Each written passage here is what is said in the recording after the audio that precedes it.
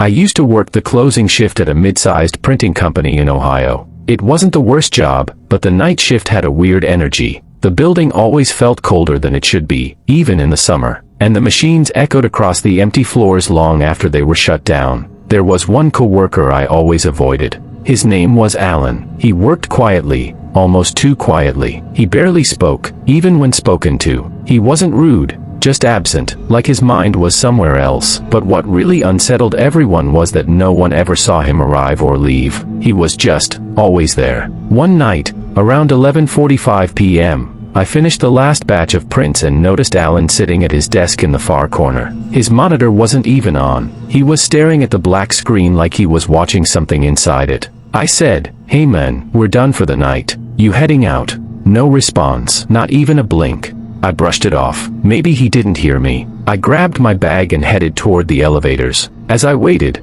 I heard footsteps behind me, slow, dragging footsteps. I turned and saw Alan standing at the end of the hall. His face looked pale, almost gray, and his eyes, they weren't focused on me, they were looking through me. "Everything okay?" I asked. He lifted a hand like he wanted to reach for me, but his arm shook violently. Then suddenly he dropped his hand and walked back toward the office, disappearing around the corner without a sound. I took the elevator down and left. When I got to the parking lot, something made me turn around. Through the fourth-floor window, I saw a silhouette standing perfectly still. I couldn't tell if it was Alan, but it felt like someone was watching. The next night, Alan wasn't there, and the next, and the next. Finally, after a week, management called us into a meeting. The supervisor looked shaken.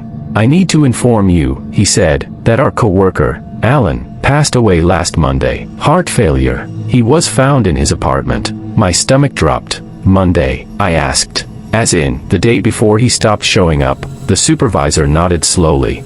"There's something else," he said. According to his family, he hadn't been to work since the previous Friday. They said he was already feeling sick and called out. Everyone stared at each other, because Monday night was the night I saw him staring at the dark monitor. Monday night was the night he stood behind me in the hallway. Monday night was the night I saw a figure watching me from the fourth-floor window. Alan had been dead the entire time, but I wasn't the only one. Two other co-workers stepped forward quietly and admitted they'd seen him that same Monday night. Silent, pale, wandering around the office. Management brushed it off as grief or confusion. But here's the part that still keeps me up at night. About a month later, I worked another late shift. The floor was empty, the lights were dim. And as I headed to the elevator, the hairs on the back of my neck stood up. I didn't hear anything, but I felt it. I turned, and standing at the end of the hall was the same pale silhouette, still, silent, watching me through the dark. It wasn't a coworker, and whatever it was, it hasn't left that building.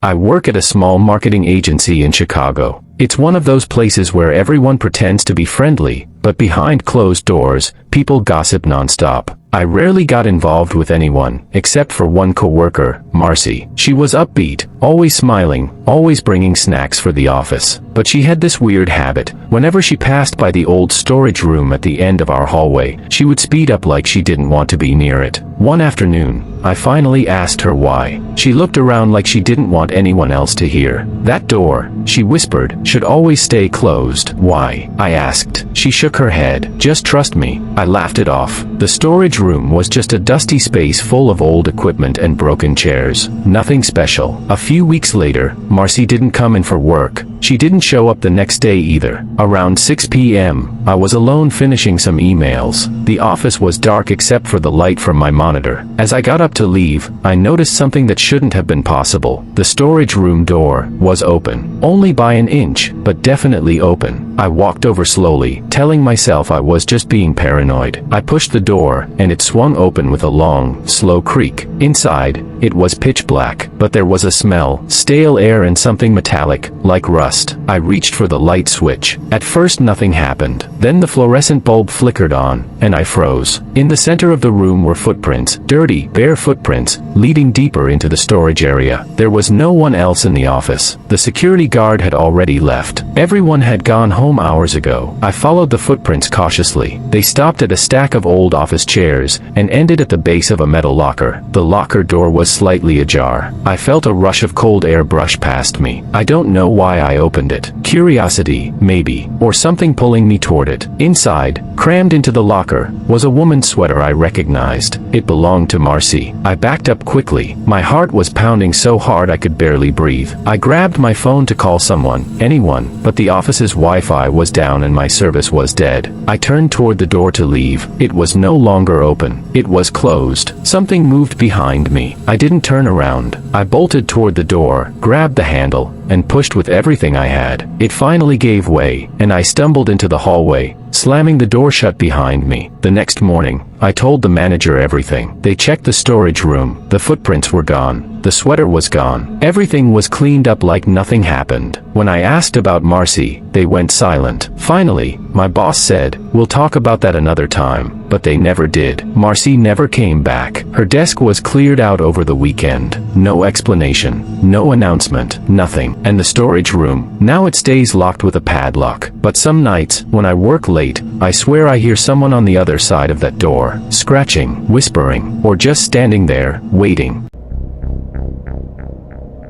Last year, I worked security for a large corporate office building.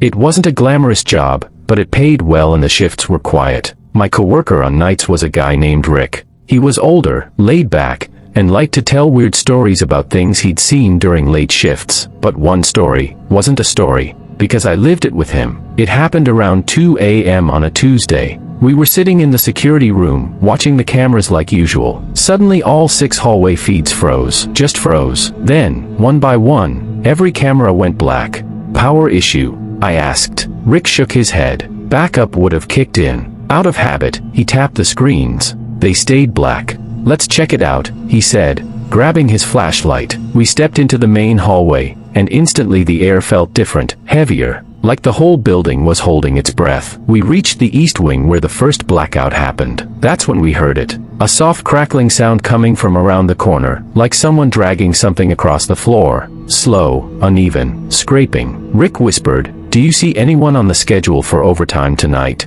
"No," I said.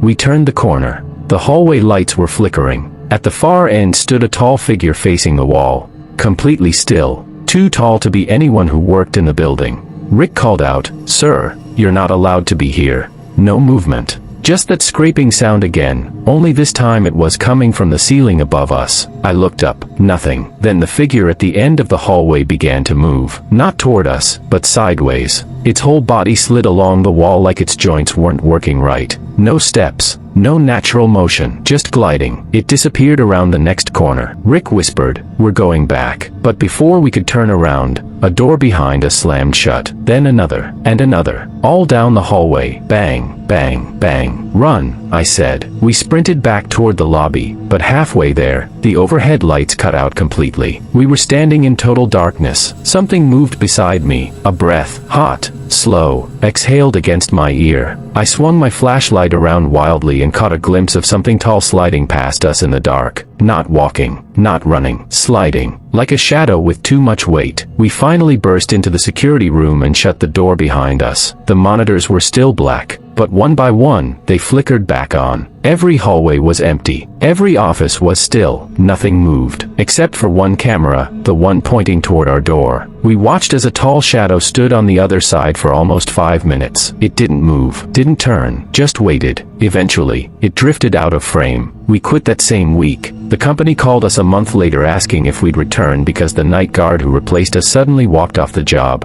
No explanation. Left everything behind. And the cameras? They still go black at 2 a.m. every Tuesday.